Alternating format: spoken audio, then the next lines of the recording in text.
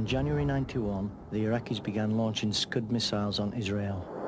If Israel had retaliated, it would have been politically impossible for the coalition Arab forces to remain in the war. The Western alliance against Iraq would have disintegrated. The SAS were tasked to go deep behind enemy lines, locate the Scuds and take them out. Failure might have given victory to Saddam Hussein.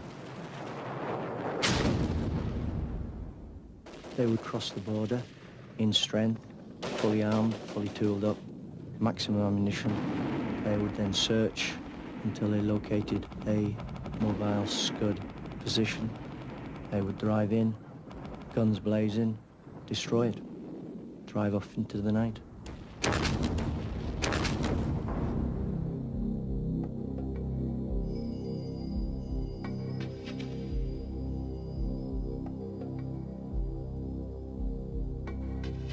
This film is about two successful missions deep behind enemy lines.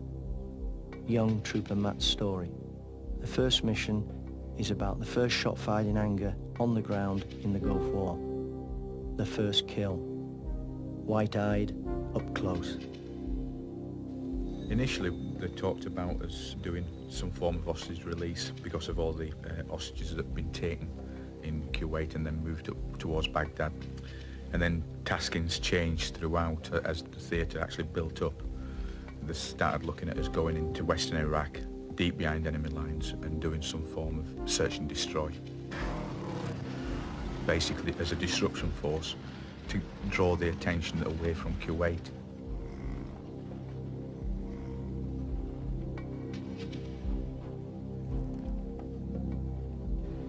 There was very limited information on the enemy that was going to bump into, even though they said that it could be substantial. We just went out there basically and just see who we'd come across. We knew that we were better than anybody that we were going to come across. So I think that's where our professionalism then clicked in. It was a mixture of terrains. I can't ever remember coming across any sort of desert environment like sand, like you saw on the people saw on the TVs. It was very, very rugged terrain.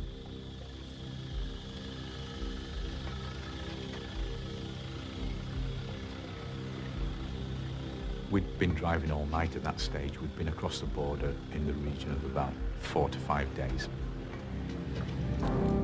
We'd been in as layout point as LUP for most of the day. And what we tried to do is get into dead ground, into a depression in the ground if we could, to keep concealed, especially at a great distance. We put sentries out upon the high ground, which could then identify anything coming towards us, and cammed the vehicles up, put big cam nets over the vehicles, and basically just got on with administration, cleaning weapons, sorting yourselves out, getting some food down you, and then eventually getting some sleep. The weather was, in everybody's opinion, horrific. You know, the guys that have been to Norway said that they'd never ever been so cold. We didn't have the equipment and the clothing to keep us warm. I started to have a lot of cold injuries to my fingers because the gloves that we had weren't good enough. They were only very thin leather gloves, and your hands became very, very hard and very cold. As the time progressed, the skins around my fingernails started to crack on all my fingers and both thumbs, which caused a lot of pain, especially as it got colder in the night. So what we were having to do was wrap socks round, cut holes in socks and put socks over his hands.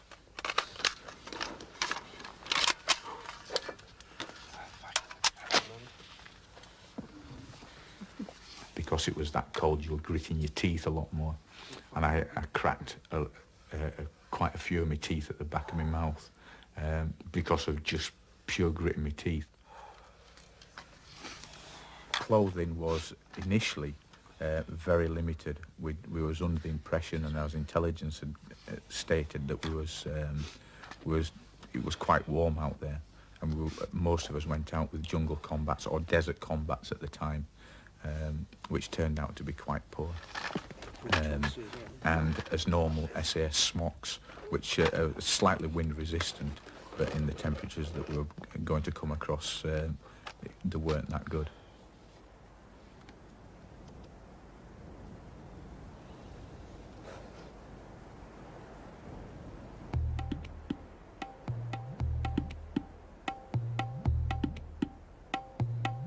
At about 3 o'clock that afternoon, one of the sentries that was on high ground pointed across to down the wadi.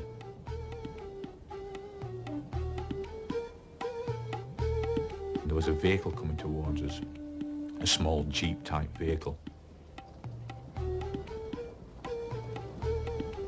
And all of a sudden it just drove straight towards us, and we didn't know what the hell it was. We obviously knew it was Iraqi. So, you know, you can only take it that it's obviously enemy.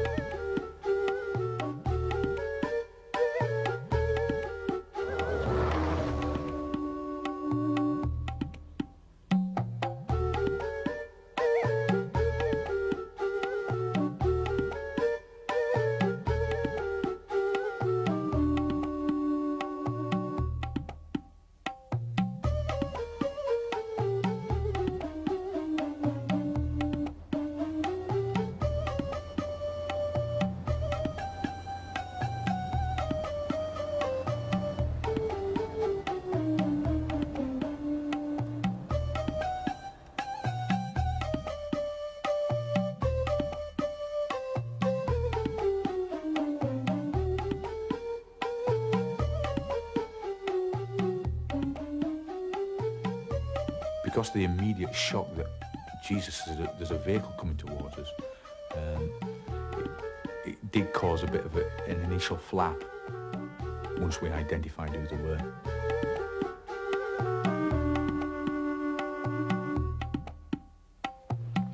Some fuckers coming! Come on.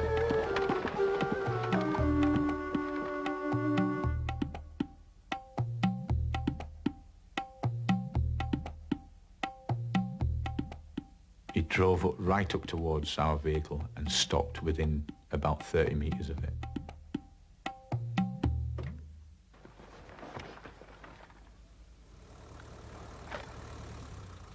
The driver got out, the commander got out, and 2 guys stayed in the back. And we was all under the cam net, getting ready to let these guys have it. And as he came towards us, I thought, Jesus, I'm going to kill this bloke. And, you know, the first kill.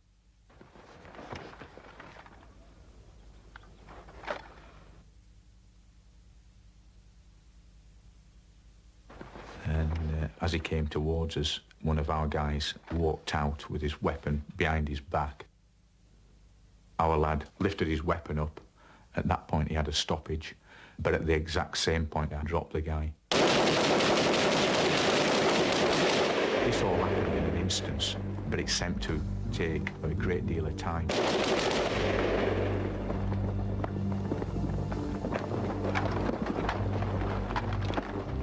Keep him down! Bastard's been hit! Schmag him now! Schmag him! At the same time, and I'm talking literally over seconds, I got up with another guy and started moving towards the vehicle. As we got there, one lad was pulling the body out of the back, and there was a jet of blood just spurted out, which stuck in my mind, you know, because that's the graphic detail of it. Schmag him up! Get him over to the vehicle, quick as you can! Move it! Get him back down! Get him back! That's what he said, he's done it. Okay, get back and check the vehicle. Check the guys, get ready to move. The guy died very, very quick. The other Iraqi was massively traumatised. He was in great shock because all of a sudden he was on a normal reconnaissance for the area, and next thing he knows, everybody that's with him has been killed. They were the reconnaissance group, the command group for a very large artillery division, and the information that they had on them gave the Allies a massive amount of information of what was going on in Iraq, basically. We was told afterwards, when we eventually got back across the border, there was somewhere in the region of 30,000 troops coming into our immediate area where we was, and at that point we was actually surrounded by them already. The immediate shock of everything died down very, very quickly. We realised we'd got 3 bodies, we'd got a prisoner of war, we'd got a vehicle, deniable operation. What the hell do we do with it? Initially we was going to bury the bodies there and then, but it would have been ludicrous because their forces would have come to that location anyway and seen them, because we could only dig very shallow graves. So we got the prisoner, threw him on the MSV, and the bodies, we threw them back in their own vehicle, and one of our lads volunteered to drive the vehicle, and he had an ulterior motive in doing so, because this was a covered vehicle. It had a roof, but it also had a heater, and the intention was that we would take the vehicle with us. We then bugged out, as we call it, and moved away from the location, but heading the opposite direction to what they came from. I think we were in the region of about 75 to maybe 100 miles behind enemy lines at this stage. Throughout that night was quite a nightmare, because we were surrounded by a massive force, and the intention was that an helicopter would come in that night, take the bodies, the vehicle, and the prisoner of war. At that stage, when we stopped and the guy got out of the vehicle that had been driving the bodies around all night, he smelt quite badly, because obviously these bodies were starting to decompose in the back of the vehicle, but he was totally unaware of that, because he'd been nice and warm all night in his little vehicle, which was slightly amusing, and it, you know, even though it was horrific what had happened, but it brought a few smiles on people's faces that he was nice and warm, but he stunk to high heaven. The helicopter came in when it was dark, and they would fly at ultra low level, literally 10 or 15 feet off the ground. The pilots were incredibly good at night, on night goggles. We got the vehicle ready with the bodies in the vehicle, ready to push on board the aircraft. The helicopter landed, massive amount of noise. Anyway, the RAF loadmaster decided that that vehicle wasn't going anywhere near the helicopter.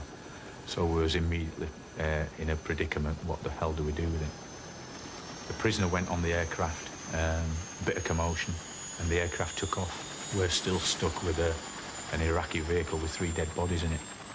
What do we do?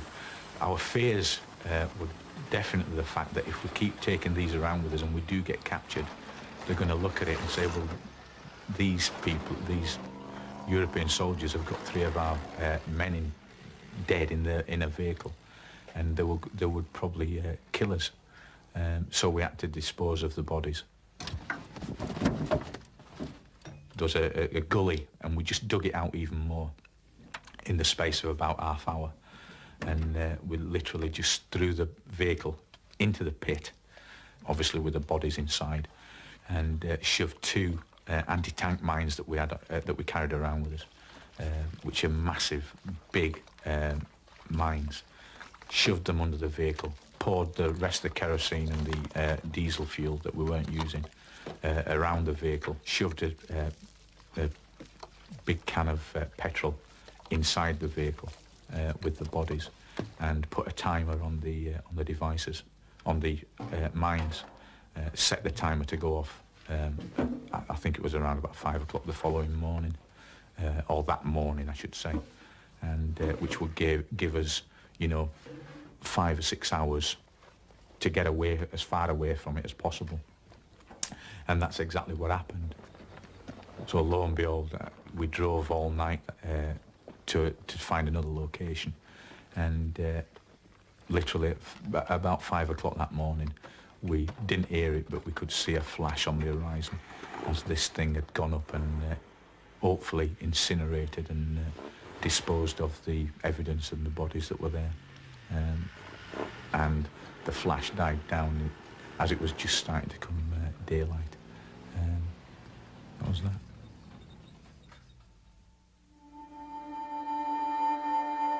Victor 2, an Iraqi military installation responsible for communications and the guiding of mobile scuds. heavily defended. A classic hit-and-run night raid that echoes the SAS days of World War II.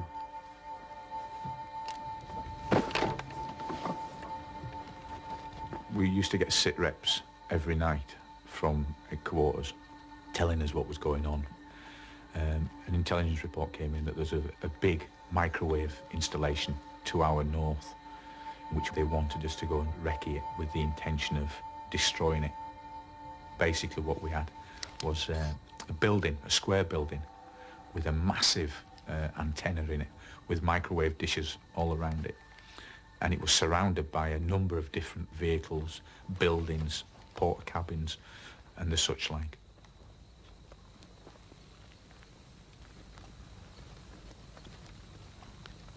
We was tasked basically to go into the installation with a big bag of explosives, which would be on a safety fuse, which would give us in the region of about a minute and a half to get back out. The theory was that we might be fighting our way in and out because we didn't know how many troops would be in there. But that's how we was going to work it. Peace through superior firepower, that's how we was going to do it.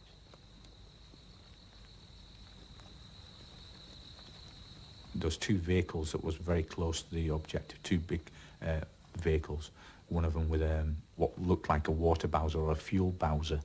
I was tasked to go and ID that one and just watch that. Everything was very, very quiet. You know, you could literally hear a pin drop.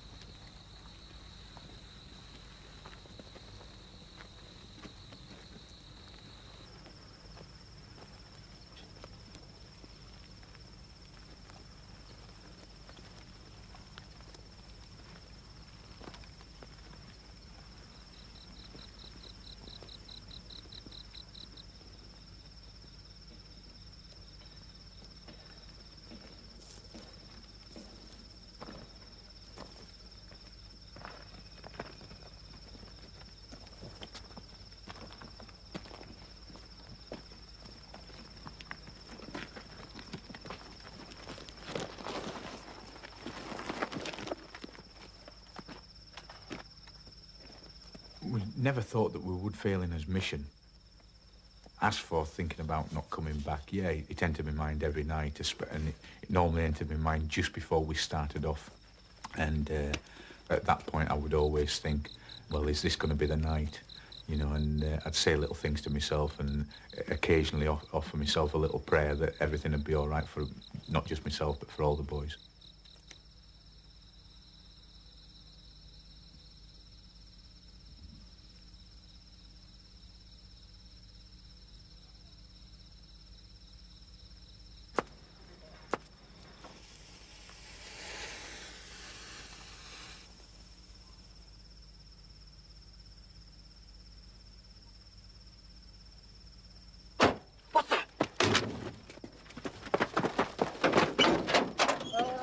Shut the fuck up!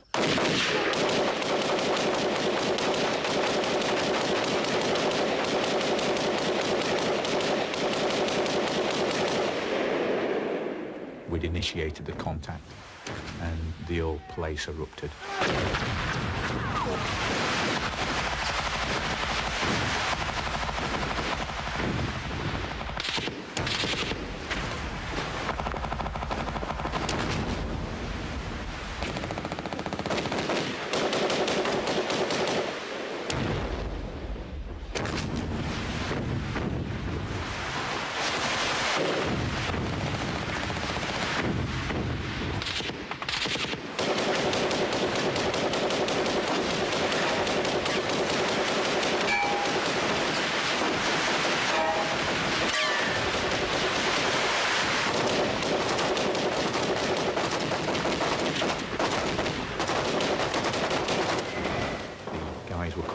From the installation.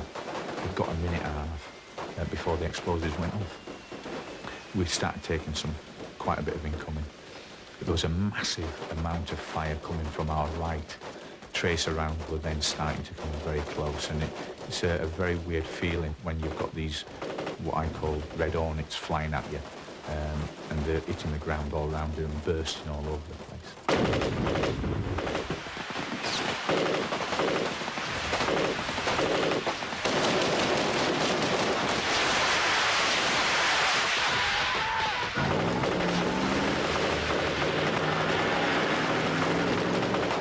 Some unknown reason, not one bloke was actually touched. We just were very, very lucky. The advantage that we had is that we had the bottle to go and do it. And the old, you know, the cliche is, and it's very, it may sound very silly, who dares wins, but at the end of the day, we did have that going for us. We knew what we were doing. They didn't know who the hell we were, and we went and achieved his mission, and we didn't lose anybody in doing so.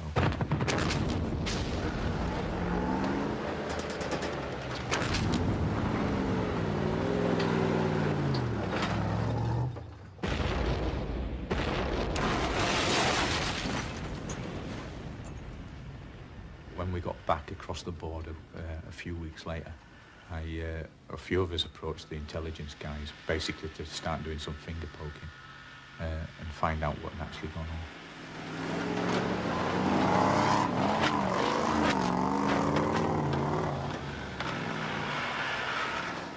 They informed us that there were in excess of between 250 to 300 enemy troops on that one location.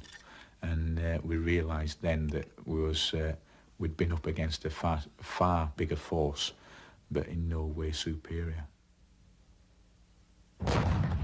Every mobile column that set off to carry out a mission achieved their aim 100% successfully. The Iraqis were forced to move their Scuds out of range of Israel. Those that remained were destroyed on the ground.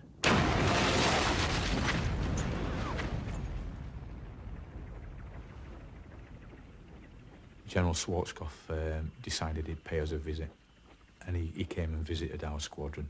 His personal jet came in, and he came up and he shook hands with every man in the squadron, and he gave us a speech, and the speech was by far one of the most exhilarating speeches I've ever heard in my life. To hear this man sing our praises, and this is when we realised the impact that we'd had actually over there.